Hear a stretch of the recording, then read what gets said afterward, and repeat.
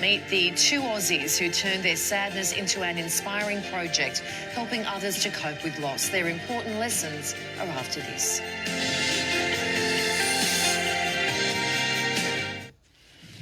Well, losing a loved one can be extremely difficult regardless of your relationship to that person, but not knowing exactly what to do or how to feel in that moment of sadness can make the loss even harder. When Sally Douglas and Imogen Khan both lost their mothers, they, like many Aussies, struggled to find resources and support to deal with their grief.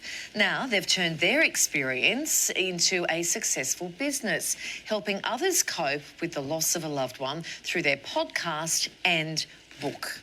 And the founders of Good Morning, Sally Douglas and Imogen Khan, join us now live. Welcome to you both. Thanks for being here.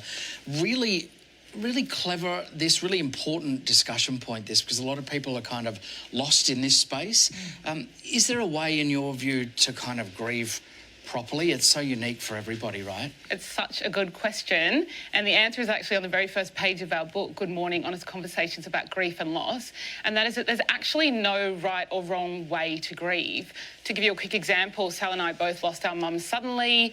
We were similar ages, and the way we experienced grief was vastly different. I was very emotional, Sal was very practical, and we both judged ourselves. So it's important to, let go of any expectations of how you think you should grieve, and also try not to compare yourself to others.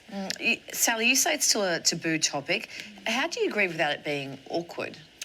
So what we find works really well on our podcast is being open and conversational, right? Talking about grief like you would a friend, like talking about it like you just talk about any other topic. And we find that by being honest, open, and even sometimes light-hearted, it can be a really good way to break the ice and also signal to people that actually it doesn't need to be super awkward. Yeah, because people go, but I shouldn't laugh because this is sad stuff. Yeah. Yes. But that's not necessarily the way you should feel, right? No, we found laughing so cathartic and helpful, and it's something that our audience has really appreciated as well. Like, our content is quite light-hearted, and the topic is, quite otherwise doom and gloom. So it's important to bring a bit of humour to it. Yeah. And you're kind of doing that through your podcast. You're also building that connection or that support network for people who are going through grief. And you even met yourselves. It was quite serendipitous. So do you feel having that support network really helps people? It's been one of the most helpful things for us, meeting each other. We didn't actually know each other prior to our mums dying, and we found each other at a support group. And the thing with grief is it's so all-consuming, it's so confusing and physical and all of these symptoms that you don't expect. So meeting each other and swapping notes and being like, oh my God, do you feel exhausted? And do you feel, all these physical things as well. It was so validating and refreshing to connect with someone who understood. And I think that's what people really appreciate about the support network that we've created, is just having a safe space to open up honestly and connect with other people who get it, because it can be really isolating.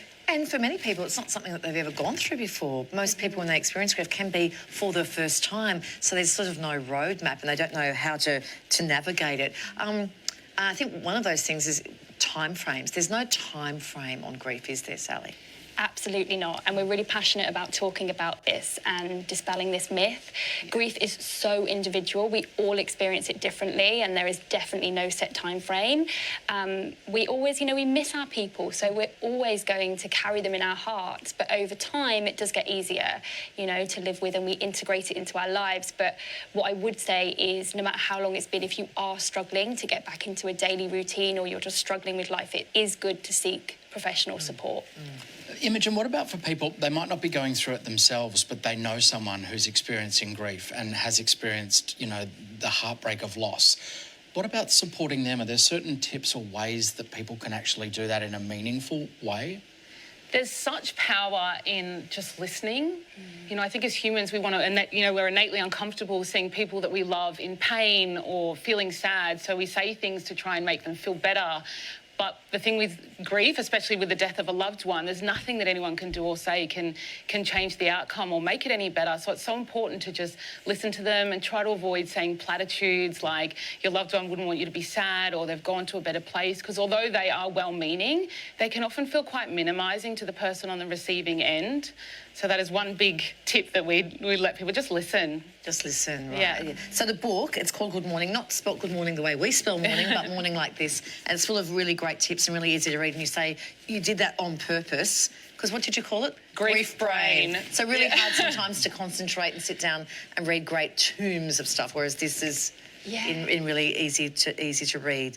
Congratulations, girls, on Thank you. discussing something that everybody will experience at one point in their lives. Thank you. Thank you.